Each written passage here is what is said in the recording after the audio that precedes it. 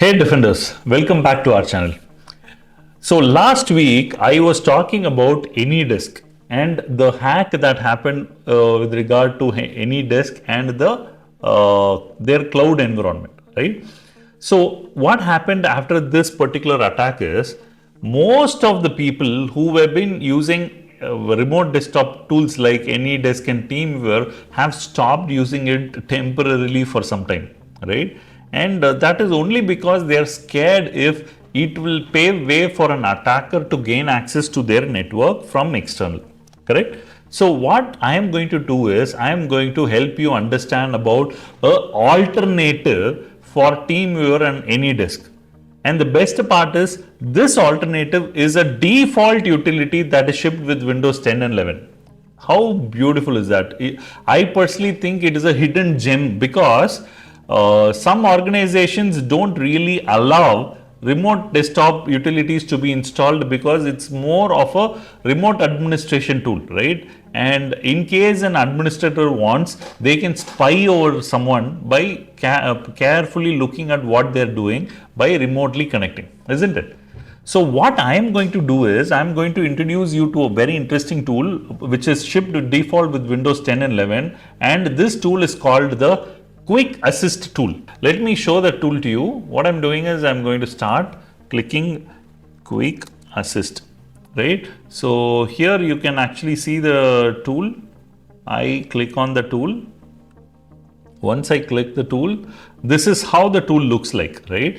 So almost similar to TeamViewer and Anydesk, right? Because in TeamViewer, what do? You ask one of your other colleague or counterpart or your friend to open up TeamViewer, and you also open up TeamViewer, and what you find on their TeamViewer's code, you put it here and you put the password also, right? So that you are double confirming you are connecting to that particular person, right?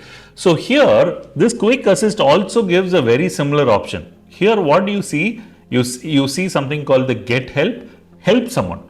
So one is get help or help someone, right? Now what I'm going to do is I am going to share my code with someone, and I'm going to ask my friend or my colleague or my counterpart to take remote of my computer from remote, right? So what I do, I go click help someone. When I do that, please pay attention what happens here. It shows a code here, right? It shows a code here, and I'm sharing this code to a colleague of mine. He is entering in this code and he is actually connecting from remote, from the internet, right? So let us see this. He is connecting it from remote. Let us see what happens. Beautiful. It says connecting ... right? Now, what he can do is in a quick minute, you can actually see he's going to open my Windows notepad and type something, right? Like a test. So let's wait for the other person to accept the request. So I think he's accepted. Wow. So what do you see here? You actually see the remote desktop of that particular person, right? And it's almost similar to your TeamViewer or Anydesk or so on, right? And the interesting part is you can actually do remote administration activities as well, right? And it also gives you an option which says request control. If I do request control, the other person would get a message saying allow or deny, right? So I say allow. Beautiful. Now let's see if they can move the mouse.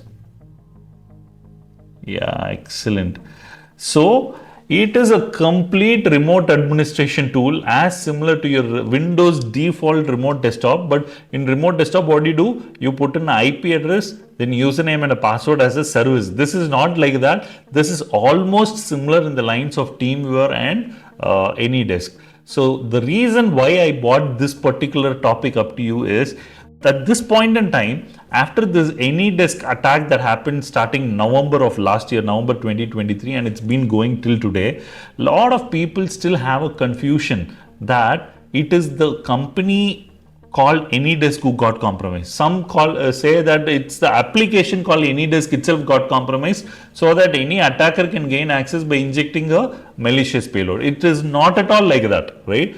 It is Anydesk's cloud infrastructure that got compromised, and it's not about the source code or anything, which means that the attacker managed to gain access to the cloud and now it's secured. I'm telling you, having said I'm in cybersecurity industry for close to 20 years, I personally believe that there is nothing called 100% secure, and so does Anydesk, so does TeamViewer, and so does even me, right? So we all have to live with something called the residual risk. Residual risk means the minimum level of risk which we all are ready to take, right? That's called the residual risk. So this is a tool that I wanted to introduce. It's a server client component. Both server and client is available on all the machines. It's not that that's a server, this is a client. No. This can act as a client, this can act as a server as well, which means it's a beautiful in-house utility available as a part of Microsoft's default Windows 10 and Windows 11, right?